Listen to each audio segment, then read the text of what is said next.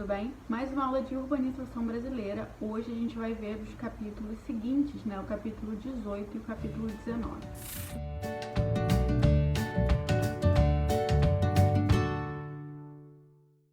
Basicamente, o capítulo 18 vai falar um pouquinho da história dos meios de comunicação e os meios de transporte e alguns desafios, alguns problemas também que cada um apresenta e de onde veio nessa evolução e o que ela tem a ver com os estudos urbanos.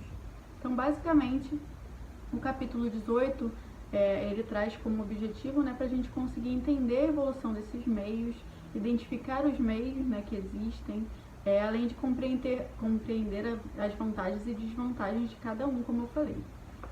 Com isso, a gente tem na primeira parte um pouquinho de uma introdução histórica, né, do que e como a gente teve a evolução deles. Então, basicamente, os meios de transporte e os meios de comunicação, eles surgiram, né, junto com a evolução da espécie humana por uma necessidade de se comunicar, já que a população vinha aumentando. Além disso, a necessidade de se locomover, caso acontecesse algum acidente ambiental, né, naquele momento, completamente natural e não provocado pela ação humana, ou que se esgotasse o solo de alguma maneira pela ação humana de fato. Além disso, né, já que eles vão começar a transitar entre várias áreas que possibilitavam a vida, vão encontrar outros grupos e a necessidade de se comunicar vai se fazer necessária. Então, basicamente, né, a gente pode, pelos meios de transporte e também de comunicação, a gente pode dizer que a roda e a invenção dela, a descoberta dela, né, foi a primeira grande revolução humana, porque facilitou não só a locomoção, o transporte de cargas, né, se você tivesse que levar alguma coisa, levar mais pessoas com uma menor força. Depois, é claro, eles adaptaram isso para que animais conseguissem, nós adaptamos, né, seres humanos, para que a gente se locomovesse a partir da força dos animais. A gente acabou domesticando alguns deles e facilitando esse processo. Fora isso, né, antes da roda, né, a comunicação era baseada em aves, né, você amarrava nos pomos correios a mensagem e esses pomos treinados chegariam até a próximo vilarejo, próximo aglomerado de pessoas, que naquele momento histórico era reduzido, não era uma grande aglomeração que a gente tem hoje, né? Não são 1 milhão de pessoas vivendo juntas num local onde não se planta. Isso é uma questão moderna, não é uma questão dos primórdios aí da comunicação e do transporte humano. Sabendo disso, né, a grande revolução de fato, né, depois da roda, obviamente, foram as revoluções industriais. Basicamente, a primeira que deu o pontapé inicial para todas as modificações que a gente teve ao longo do tempo. A gente já viu Revolução Industrial, né, lá antes do período ali da industrialização, de acordo com cada governo. A gente falou delas, falou das fases. Isso foi ainda, né, questão de avaliação de vocês. Então, a Revolução Industrial, a gente tem 3 grandes revoluções, basicamente. A primeira lá no século XVIII e as outras aí se sucedendo até a gente chegar aqui no século XXI. Então, basicamente, a Revolução Industrial ela trouxe novas tecnologias e técnicas para se transportar, para se comunicar e também para usar o solo e tudo mais. Com isso, a gente teve a funcionalidade da roda reinventada, porque agora não precisa mais de uma tração animal ou mesmo da força humana, né? Você vai utilizar mecanismos e técnicas diferentes, como a queima de combustíveis. O que é um combustível, né? É algo que, ao ser queimado, ele vai liberar uma energia, né, de combustão, e essa combustão vai ser utilizada para movimento. E esse movimento é possibilitado graças à roda e também as rodovias e também as ferrovias e tudo por aí vai. Então, os motores queimando a petróleo ou a carvão vão proporcionar a invenção dos carros, dos trens, dos barcos motorizados, por exemplo. Não se deixou, né, claro, de utilizar a força humana para movimento, né? Então, os barcos, principalmente, ainda tem muitos barcos a remo, barcos que são levados através do vento, por exemplo. Enfim, não necessariamente abandonamos aqueles antigos, nós só melhoramos para que tudo acontecesse de forma mais rápida. E o tempo é um grande uma grande questão nessas revoluções. A gente conseguiu em menos tempo nos comunicarmos, nós conseguimos transitar em menos tempo também, nós conseguimos produzir em menos tempo, tudo isso vai gerar um grande consumo, isso vai gerar, obviamente, impactos. Além, né, dos motores a combustão, a queima de combustível, a gente vai ter também o domínio sobre a eletricidade, né? E a partir do controle dessa eletricidade, a gente vai ter uma melhora, né, uma evolução dos meios de comunicação, porque teremos então a invenção do telégrafo, do rádio, do telefone, da TV, dos computadores mais recentemente, enfim. Tudo isso está associado à evolução histórica e geográfica das aglomerações humanas, digamos assim, das cidades, dos núcleos urbanos, da necessidade de comunicação e de locomoção que a gente tem para consumir, para viver e para coexistir, né, enquanto grupos sociais e grupos humanos. Transporte, como que a gente pode classificar, né? Eles podem ser de que tipo? Terrestres, aquaviários, aéreos, aeroespaciais e dutoviários, sendo que cada um vai apresentar vantagens e desvantagens. A vantagem e a desvantagem do rodoviário quer dizer o seguinte: o rodoviário ele vai representar um baixo custo de instalação. Então, para você criar uma rodovia não é tão caro. Além disso, o tempo é curto, então você não gasta tanto tempo fazendo. Quando a gente estudou lá o período do JK, e ele queria desenvolver o país em 50 anos em 5, lembra que era um lema dele? Então, construir rodovia era muito mais rápido do que construir todo um sistema ferroviário, que ele não conseguiria fazer em 5 anos.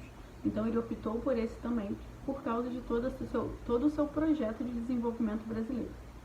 Sabendo disso, que tinha um baixo custo e com pouco tempo você consegue criar uma estrada, o grande problema desse modelo de transporte, que é o rodoviário, vai ser que é um alto custo de você manter essa estrada bonitinha, que você consiga transitar. Por exemplo, a gente tem aqui no Rio de Janeiro, que é de domínio municipal, a linha vermelha, e a prefeitura diz que não consegue manter isso regularmente lisinho. Aqui na Washington Luiz, que passa por Caxias, né, a gente vai ter já uma pista muito bem, com uma manutenção em dia, bem lisinha, porém com muitos pedágios, porque ela não é mais uma via pública, ela é uma via de uma concessionária que administra e cobra muito caro para manter ela lisinha. Enfim, o Estado tende a privatizar isso, né, essas pequenas partes das rodovias, para ficar um custo mais baixo. Já nos aquaviários, a gente tem um baixo custo de manutenção. Depois que você constrói o porto, depois que você constrói a estrutura, você manter ele funcionando, tudo bem. O problema realmente é a construção desses portos e toda essa estrutura de descarga e carga, né, desses grandes navios, por exemplo.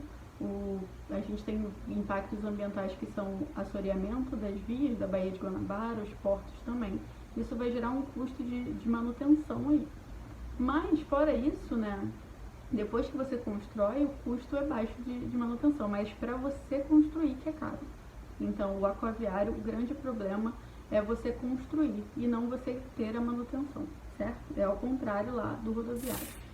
O aeroviário vai economizar pra gente tempo. Lembra que tempo é sempre uma questão importante, né, nesse nosso momento histórico. Aí vai a versatilidade. Além de ele carregar pessoas, ele também transporta mercadorias. A grande questão do aeroviário é que o custo de construir um aeroporto ele é bem alto, então você tem que investir bastante e para você ter realmente um retorno de fato. Com isso, a manutenção e a implementação são caras, mas o tempo e a versatilidade são pontos positivos. O aeroespacial, né, vai favorecer a evolução da telecomunicação, a criação, né, e instalação de satélites na órbita da Terra, que vai proporcionar um grande avanço, né, no setor de comunicação. Isso é uma grande vantagem que ele trouxe. Porém, os altos custos de implementação, os riscos, né, nem sempre no lançamento dos foguetes e dos satélites dão certo, eles podem explodir, podem não chegar aonde deveriam. e o alto custo de implementação vai ser uma desvantagem. Já o dutoviário, a gente tem um baixo custo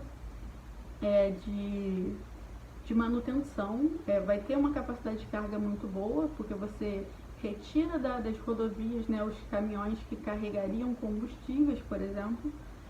Além disso, a gente tem aí, de certa forma, uma restrição. Como assim? Seria uma desvantagem. A gente não consegue transportar pessoas por canos ainda. Então, a gente não tem uma versatilidade de uso, só por esses produtos, né, esses combustíveis geralmente, ou mesmo água. Então não é tão versátil assim. Para você instalar dutos também é caro, precisa levar em consideração relevo, precisa levar em consideração por onde esses dutos passariam e como que alguém poderia atingir e explodir, por exemplo, como se fossem dutos de gás. No ferroviário a gente já tem um alto custo de implementação. Para você construir as ferrovias, você leva tempo e tem um custo maior, porém a manutenção é muito mais barata que o rodoviário, por exemplo.